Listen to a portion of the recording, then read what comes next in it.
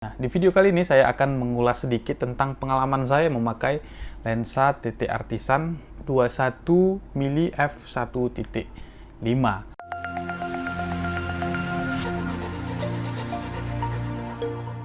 Oke, pertama kita bahas kenapa saya memilih lensa ini. Alasannya adalah yang pertama karena lensa ini murah tentunya.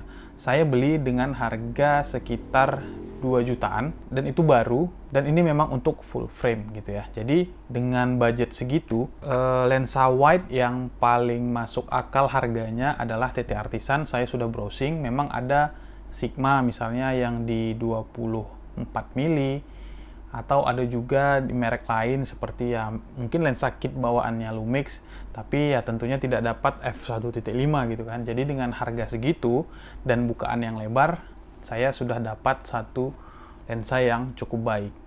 Nah, itu alasannya. Pertama, intinya karena murah lah ya gitu ya kan.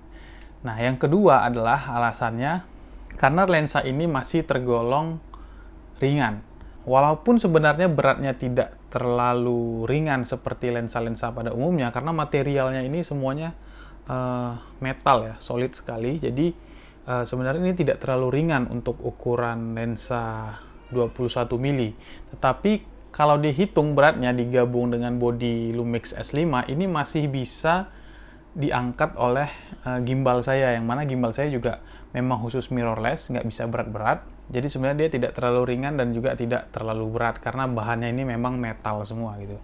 Itu alasan yang kenapa saya memilih lensa wide-nya TT Artisan 21.5. Kemudian yang saya rasakan ya, kelebihan dari lensa ini ya gitu ya. Nah, pertama, lensa ini adalah punya bukaan f1.5.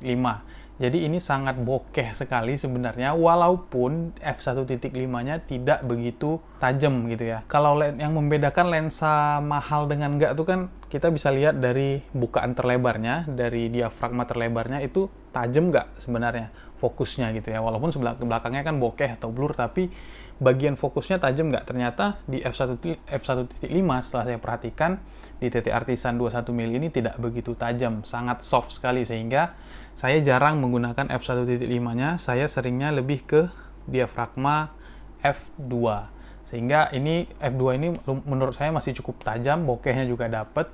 Jadi saya lebih sering menggunakan di f2 kalau mau bokeh-bokehan di wide. Nah, itu yang pertama karena f-nya 1,5 ya gitu ya. Tapi sekarang biasanya banyak konsep-konsep video, misalnya konsep-konsep video wedding itu memang nyari soft gitu. Jadi menurut saya di f1.5 juga sudah boleh lah gitu ya, karena konsepnya soft. Tapi kalau nyari tajam ya nggak recommended lah di f1.5. Kemudian juga kelebihan yang menurut saya adalah 21 mili di full frame itu sangat lebar gitu ya.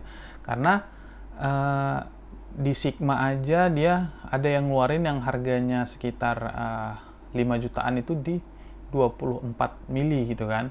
Nah, kalau cari yang lebih wide lagi biasanya itu udah mahal. Apalagi yang fixnya gitu ya, bukan yang lensa kit ya atau lensa zoom, tapi di f2 di focal length 21 mili ini menurut saya yang sudah terlebar, dan ini cukup lebar. Jadi kalau kebutuhan saya untuk mengambil establish moment, kemudian juga ngambil dekor dan sebagainya dalam video wedding, ini sangat mumpuni menurut saya. Nah, kemudian kekurangan yang saya rasakan. Nah, kekurangannya pertama adalah ini karena lensa murah gitu ya dan third party, ini juga manual. Jadi lensa manual, fokusnya manual. Jadi teman-teman yang nggak terbiasa manual kayaknya butuh penyesuaian untuk memakai lensa TT Artisan 21 mili f1.5 ini. Karena memang kalau mau ngejar momen kayaknya agak sulit memakai manual. Tapi kalau saya, karena ini untuk establish moment, kemudian wide, untuk dekor dan sebagainya, saya suka pakai ini karena saya nggak perlu atur-atur fokusnya.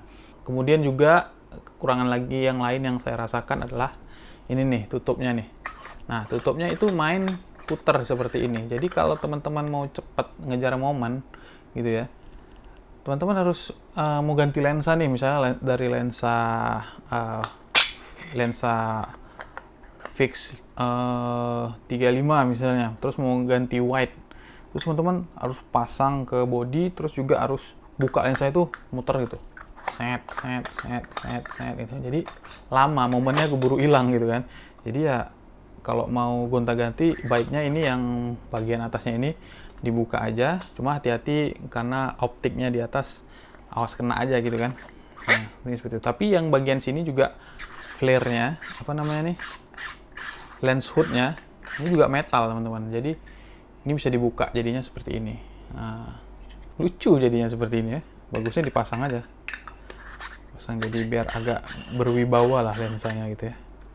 Ya mungkin itu sih yang saya rasakan kekurangan dari lensa ini. Tapi overall ini semua memenuhi kebutuhan saya sebagai wedding videographer dan juga konten kreator kecil-kecilan gitu. Jadi wide-nya dapet, tajamnya dapet, dan ini juga masih bisa ngangkat di gimbal saya yang memang payload-nya itu nggak terlalu gede.